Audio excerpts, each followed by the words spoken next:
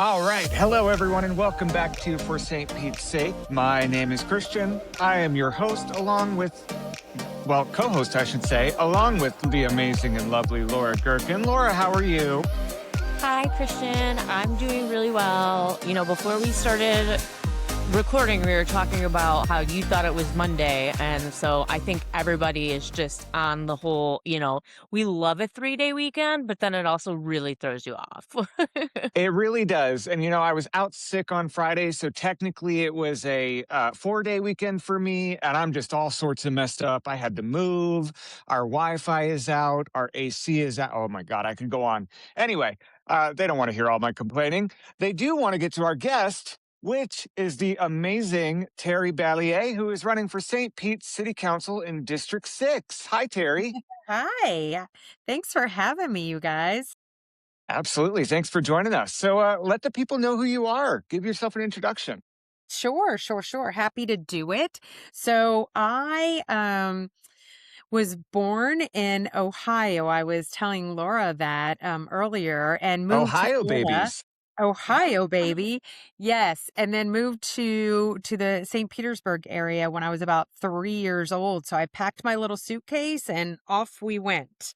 And, we actually moved to the Loman area, and that's really where I grew up. I have 3 siblings, or 3 brothers, actually, and a sister, and my mom and dad, and we lived in this little teeny tiny house.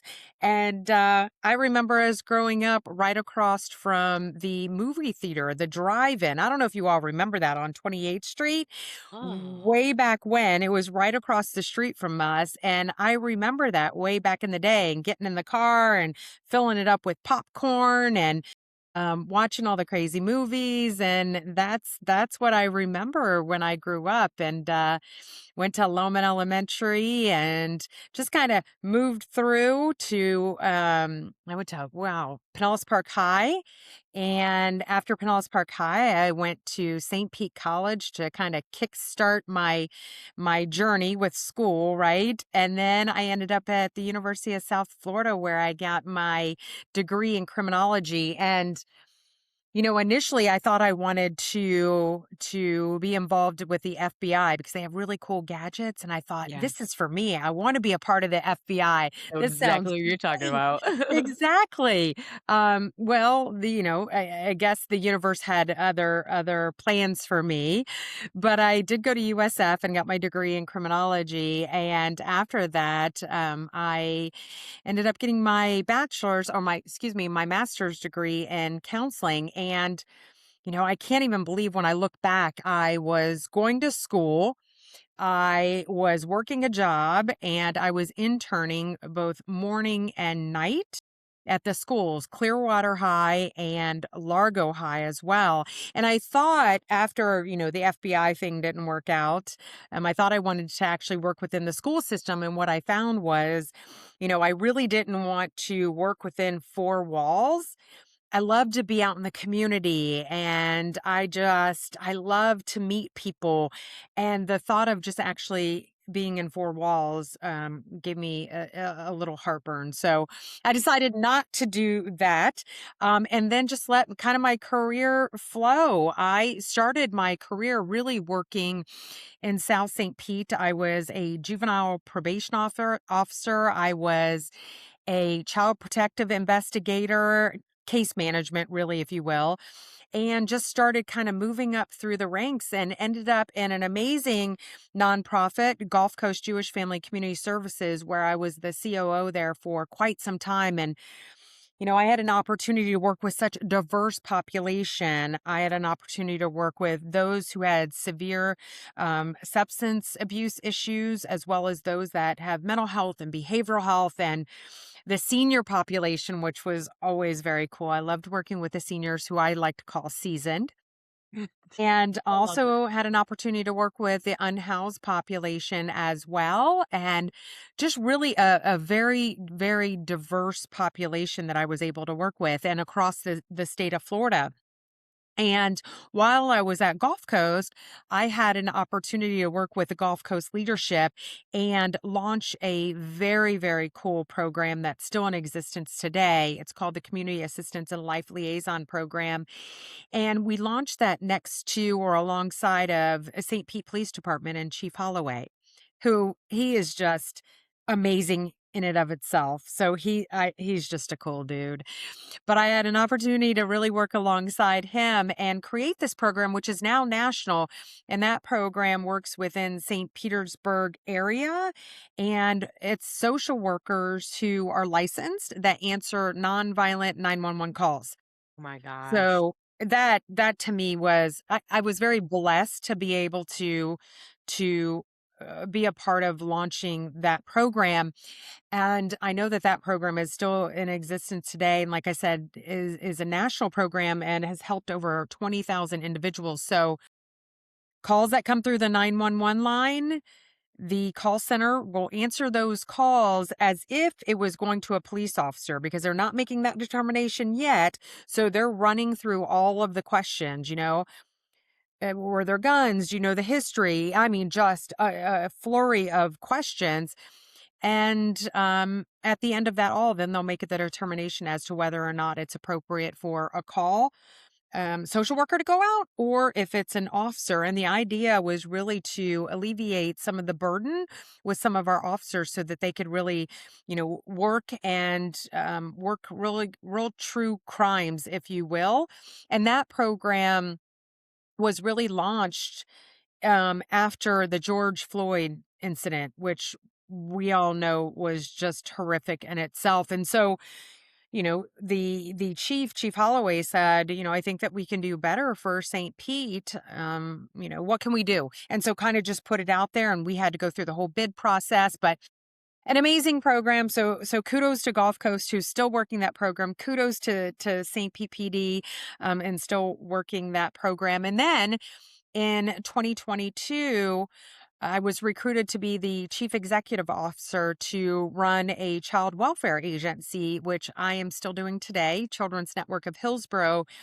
And I will tell you, and whether you want to ask or not, I'll tell you that, when I took over it was a hot mess. It really was. It was, a lead agency that pulled out from their contract, and there were a lot of children. Hillsborough County and child welfare is one of the largest counties, and we had probably about 3,500 kids in the system of care, in foster care, and kids that were waiting to be adopted. So all the kids that have been abused and neglected and sometimes human trafficked. So it was a lot when we took over. So there was a lot of relationship building and a lot of, making amends because the community was upset. Another lead agency is coming in and, what are we going to expect? And, there was a lot of relationship building with, our legislative representatives.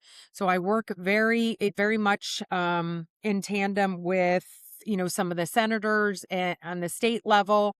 So there was just a lot of work to do, and we had to figure it out. We had to figure out what was best for our children and families. And I will tell you today that there have been so many successes thus far where we're just under 2,000 kids. And that was because of all the great work of reducing caseloads and getting kids back home where they belong and or getting kids adopted when they couldn't go home. And, we've done some really, really great things. And I'm so proud of my agency and my leadership team and, those that really support Children's Network. And so getting into the why I'm running this for city council, I know that that's always a question and people are always asking. And, my answer really to that is I feel like it's simple.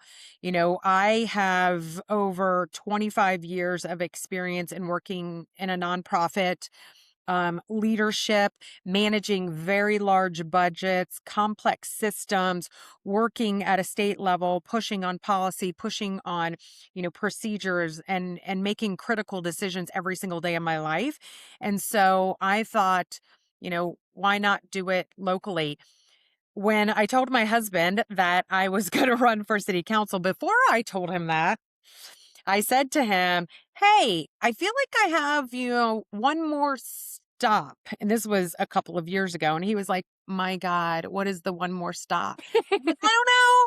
I don't know, but I'll figure it out. I'll figure it out. But I feel like I have one more stop. And, it just kind of came to me when, it was officially announced that Gina was going to term out. And I'm in the district. And I thought, this is what I'm supposed to do. And this is where I'm supposed to be. So I truly believe my husband and I believe in faith and, that there's a path forward. And I feel like I have so much work to do and I'm doing it on a state level. And I thought, wow, I can bring so much to the local level. So that was a very long-winded of my intro and I apologize. I apologize for that, but I hope that No, that's fine. I love all the details. I love this because a lot of times we have to come up with questions to get people kind of going, but you gave us a lot and I really do appreciate it. Let's dive in a little bit. How are your current job now? You are the CEO of, remind me the name. I'm so Children's sorry. Network. Children's Network. Perfect. Can we dive in a little bit on that? How long has that been around? What's the goals and how's that going? How does that work within the community? Sure. So, Children's Network is the lead agency within the state of Florida. There are 18 lead agencies, or also known as community based care. Those particular agencies are the ones that oversee all of the kids that have been abused and neglected. So you could get a call through the 1-800-96-ABUSE. That call will go to a child protective investigator, which is with the Department of Children and Families, and they will do the investigation. And depending on the outcome, we may be called to provide in-home services, or if the child's removed, then it is our job to work with case management to ensure that they are providing the appropriate services for the families in totality. Whether that's getting the child back into the home or whether that's finding another permanency option, maybe adoption or what have you. But our funding comes from the legislature to the Department of Children and Families to the lead agencies. And then under me, I have about 70 partners that provide case management. They are foster parents. I have about 400 foster parents that are under me as well. So it's definitely it's a complex system, but I am very lucky to have, like I said, an amazing leadership team. And I have about 330 employees under me, $120 million budget. So there's a lot of, you have to pivot, you have to make critical decisions that will impact a child's life for forever. Right. Yeah. And I love people coming from nonprofit because that's just like I mean, obviously, nonprofit is meant to be the bridge between what government services can provide and where the private sector kicks in. Nonprofits are meant to be that bridge.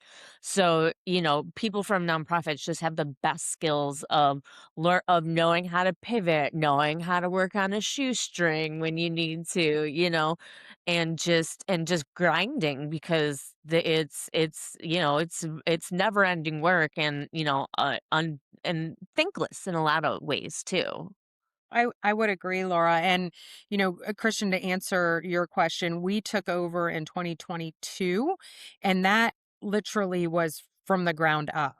So we had I had probably about 40 employees that were kind of overflow from the other agency. And then we built that to over 300 employees. So it was, grinding, like you said, Laura, it was grinding every single day and rolling up my sleeves. And for me, I think it's important that as a leader that you are rolling up your sleeves. And I have always done that working in a nonprofit. And I was taught to do that. My parents taught me well. So, that for me was just like you lead by example. And so when they saw that I was working late nights, 10 and 11 o'clock at night, and sometimes, my husband will bring me back sometimes and say, I remember you falling asleep with the phone on your chest because you didn't know when you were going to get that next call. But it was important, for me to be all up in it. And, my my COO, I've said to her as well as my CFO, I said, listen, from the beginning, I'm going to be all up in your Kool-Aid.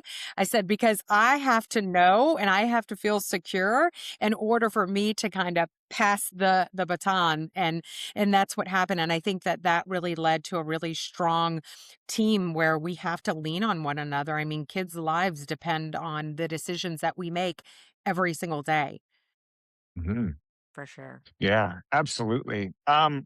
So your campaign, well, your why really. That's what we love to get into on this podcast. What are the key? If you had to rank your top three issues running for St. Pete City Council, or if you have more, that's perfectly fine. What is driving you to become the next city council member of District Six? So, I'll start by saying, thank you for that question. I'll start by saying that my priorities have not changed from day one. And tomorrow will be 1 year since I filed.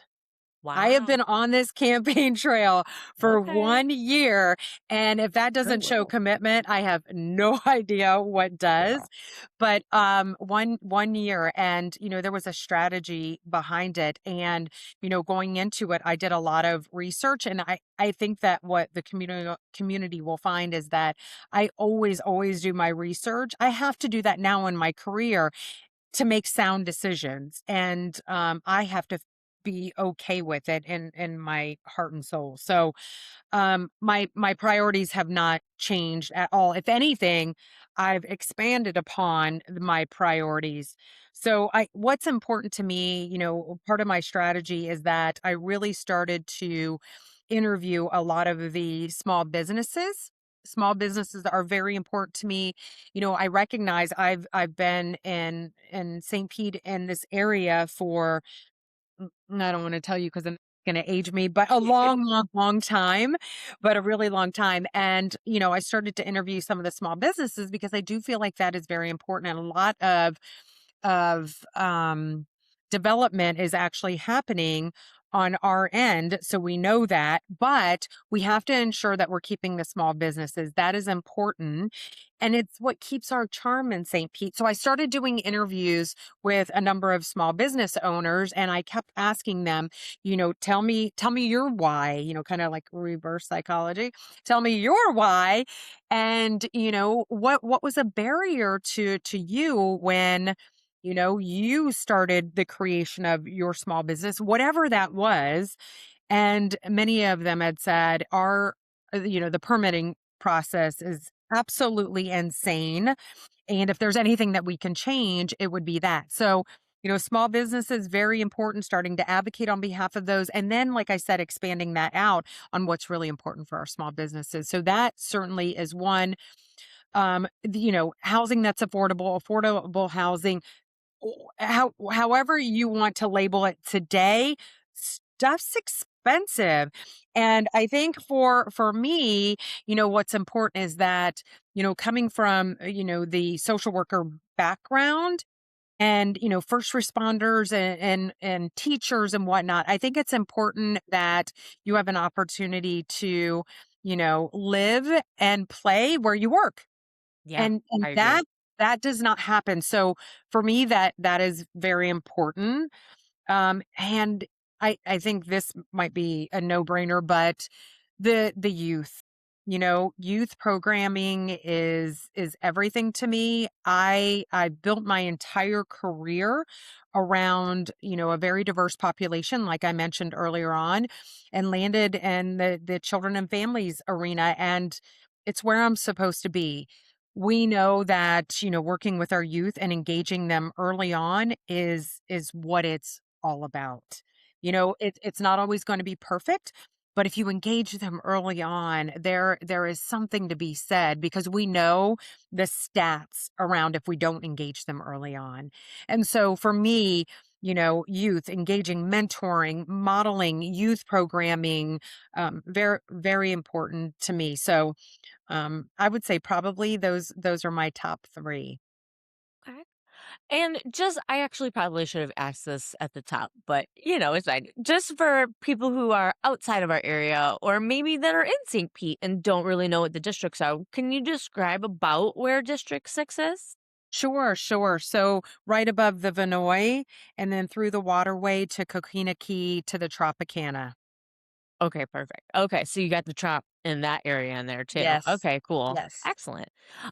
So yeah, that is, that definitely that area I think especially with the businesses in the last 2 years without having the Rays in town, they, definitely their traffic has been impacted. So, is that and with, it does look like that, our lovely governor is inserting himself into the sports business now and is pressuring the Rays to go over to Tampa. What's something that you can think can help with the businesses in District 6 and in, downtown in general and in St. Pete in general, should we lose the Rays like that? I said this from the beginning, and probably my husband's going to kill me for saying this, but we appreciate and enjoy going and seeing the Rays. I know that we have them here for a bit longer, but I will tell you that if they stayed, great. But knowing that they're leaving, and at that point in time, I was saying if they leave, St. Pete's going to be just fine. St. Pete is going to be fine because it's been built to be this amazing city. And, like I said, I've been here my whole life. And just to see the evolution overall has been amazing. I remember that, there was a point in time where you couldn't even cross Central. I think it was probably around 1, 2 in the afternoon, and there was no crossing Central at all. And just to see that we're moving south and moving west and we're just, moving and shaking, it's become such an amazing city that I feel like we're gonna be okay. As long as we continue to push and, stay on course and have a vision for St. Pete and what we want that to look like. And like I'd mentioned earlier, one of my priorities is small businesses, and we need to stay the course. I think we have a responsibility to not only um retain small businesses, but I also think that we have a responsibility to recruit them as well. So I think that, we have so much to offer that I don't believe that, at the end of the day, if they leave, and I understand now it's more official, that I think we're going to be okay. Yeah. One of the Yeah, things that I've been bringing up, sorry, Christian. you're good. One of the things that I've been bringing up to candidates, is that, something that has worked in another city, recently in New York City, Mayor Mamdani, and with working with the governor in New York, passed the pied-à-terre tax on non-resident luxury second home properties. And I just with all the development that St. Pete has had, I definitely, I think that that's something, obviously you can't cut and paste New York onto St. Pete, as much as some people think they can. Um, you can't cut and paste the policy onto St. Pete, but that is definitely something that I'm interested in seeing getting explored more. Like we are, just facts are facts. If we don't have the raise, we'll lose some. We'll find a way, obviously. But there, that is a direct impact to incomes to the city. So that's my little thing that I'm recommending to candidates and thinking at just asking people to think about that or look into it more because I do think that it is. Like I said, it's on non-residential second home luxury homes, Sure. like, you know? Sure. I think that that's something that absolutely should be looked into. Thanks for that plug. Yeah, no, Yeah, thank you. absolutely. So speaking of the Rays and the Tropicana Field, obviously, if and when the Rays do move, we are going to have to redevelop that area. What do you want to see in that area there? What do you want to? What are your goals for that? Because it does directly impact your district. Absolutely. Christian, I felt like I was going to be asked this question. So, Hmm. So I've been following the proposals from day one and attended the meetings where they submitted their RFP and they did their verbal and all of the things. And I was so glad that the city did that for the residents. I think that that's very important. As much as we can communicate, the better. I think that it is. It is so tough. First of all, I commend all of them, the four of them, because it is so tough to put together a whole request for proposal and present it. I've been on both sides. I've been on the scoring side and I've been on the presenting side. And the dedication that goes into all of it and just the roller coaster ride that you go through to present, I give each one of them mad kudos because they all did an excellent job, honestly. And I believe that there were probably, a few things that I could pull from each of them to say, "Ooh, I really like this and I really like that." I'm anticipating that something great is going to happen.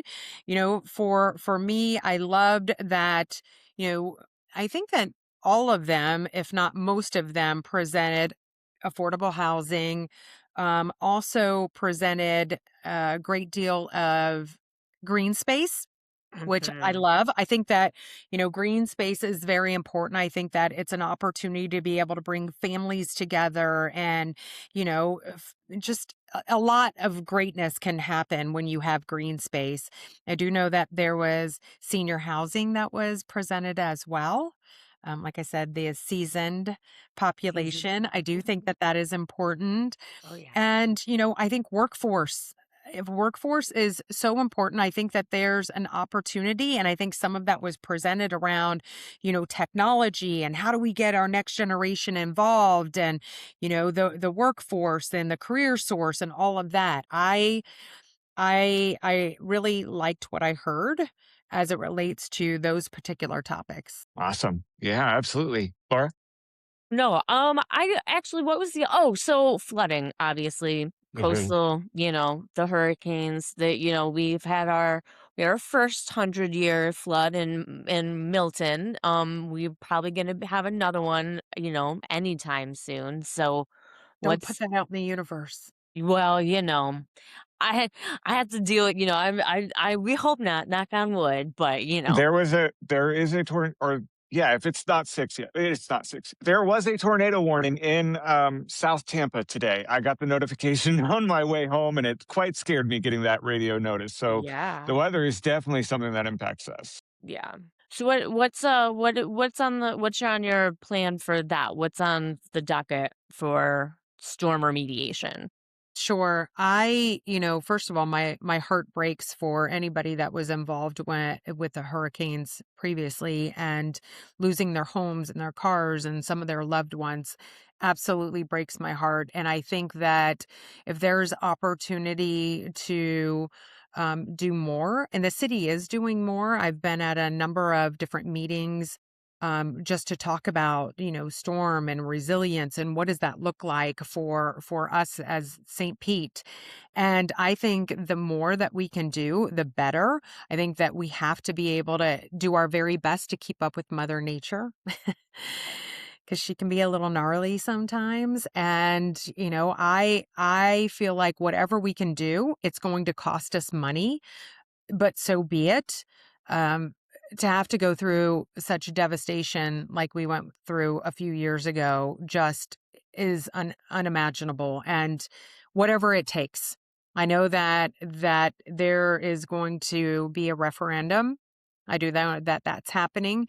And I think that the city is going to, the residents, that's why it's so important to get out there and vote. You have to vote, and it's going to be left into the city's hands, the residents' hand, and see where it lands from there. So I'm knocking on wood now that that doesn't happen again. But for me, I would think that for any of the candidates running, whether be it District 6, District 2, what have you, that absolutely should be a priority. For me, that should be a priority, as well as affordable housing. I mean, that's a no-brainer for me. Yeah. Absolutely. And yeah, I know we had talked to Courtney Bermudez, who also has, a lot of that coastal, and Yeah. I was really intrigued by her mangrove like forest that she's thinking of and wanting to, especially like along Gandy where you have all those anyway. So Sure. yeah, I thought that was, and and helps with greenery and adding good oxygen back into our environment as well. So Of course. The meeting that I went to a couple weeks ago was in Shore Acres, and I think it's important to, the decisions that we make, whether it's District 6, my district, or not, I think the decisions that we make impact our city.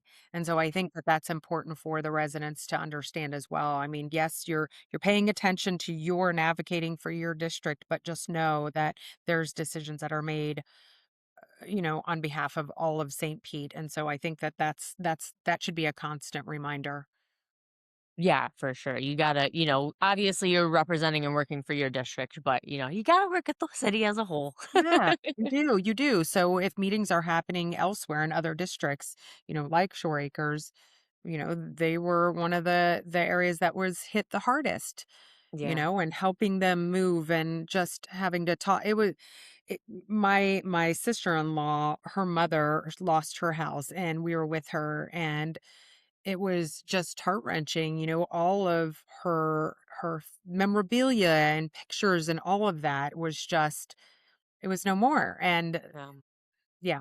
So that's just it's heartbreaking, and I hope that we don't have to go through that again. So whatever it takes to Yeah. support our city. Perfect. All right. Well, I think that's all that I had. Same. All right. So I think is there anything that you wanted to go over, Terry, before we jump into our last segment?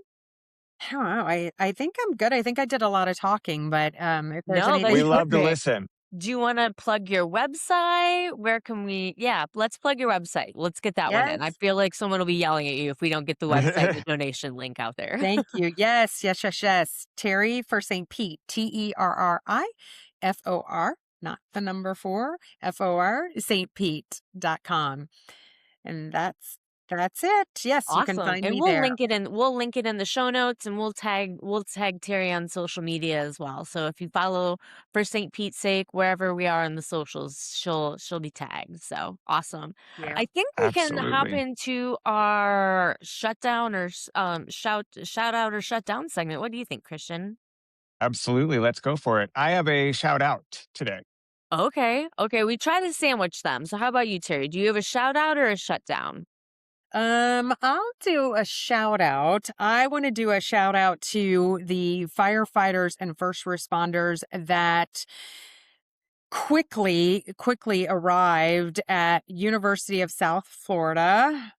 Yes, my home away from home, and the College of Marine Biology, and they just quickly came and they worked some serious magic there. And so I want to give them a shout out because Yeah. without them, we know what that potentially could have looked like. And they Mhm. saved a lot of information and lives. And yes, they were fabulous. So shout out to the first responders. And that a Awesome. 4 or a 5 alarm? I know it was a big boy. It was huge. It was huge. Yeah, and They those so came that's in. not only St. Pete first responders, that was coming from Lealman, from Penn Yes, City, from, all of our surrounding areas where came to help out with that. And yeah, like you said, they definitely not only saved lives, but saved vital, information, speaking of climate change absolutely. and, Mhm. all of that stuff. So yeah. Let's see. I think we'll do all shout outs. So Let's do it. Christian, you can go next while I narrow mine down in my head. All right. So I'm just going to give a shout out to all the candidates that are running right now because there's so many local amazing people that are getting in these races. And I love to see it on both sides. Really, we need real dedicated people to run for office that actually care about running and care about the constituency that they're running to represent. And right now, we have a lot of great candidates. We do have some not so great candidates, but we won't name names. Um, but I do just want to say that it takes a lot to run for public office, and the array of candidates that we have right now is really awesome to see. So I want to give a shout out to all of you because it's not easy, and you guys make it look easy. So thank you. That's Thank true. you. It's definitely not easy. All right, I figured out my shout out. So since we're here the last Tuesday in May, I'm gonna shout out to all the girls, gays, and theys in our season starting next week. Pride Yes. season. Get ready. We're coming out. We're We're in having a it. good time. St. Pete Month Pride long of theme is celebrations. yeah, St. Pete Pride's theme is Here Comes the Sun. Hmm. And it's gonna be Absolutely. Yes. Absolutely. I can't wait for St. Pete Pride. And everybody who's listening, we better see you out there in those crowds or walking with us. You are more than welcome to walk with us. We have a Pride planning meeting in the next couple of weeks, and we will be marching in the parade. We will have a booth for the Sunday festival. We will also be at Gulfport Pride, which is, I believe, the first weekend of June. So join us, check out our socials, find wherever we're at. If you want to come out and volunteer with us, or if you just want to stop by and say hi, we'd love to see you there. So thank you guys. Christian, can I share that they're welcome to walk with me as well? If they go onto my website, they Absolutely. can sign up and we will be walking and enjoying the day too. So, yes, we're excited about that. Absolutely. Yes, so many ways for you to participate and celebrate Pride, and they don't always have to be drinking. We can do that after the Right. parade, but Right. we'll do a little work first. So,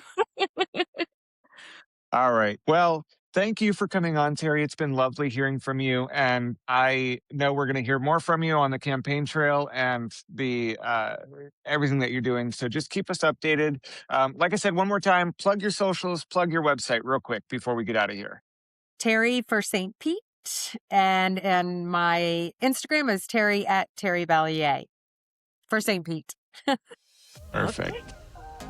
All right. Well, please remember to like and follow us. You can follow us on Facebook, Instagram, TikTok, YouTube, and Substack. We're at for Saint.Peace safe as on all of those. If you subscribe to our podcast, please also leave us a rate and review. That helps promote us on the algorithms. We'll be back next week with more stories from the people doing the hard work to make our community better. Until next time, for St. Pete's sake, keep pushing for change.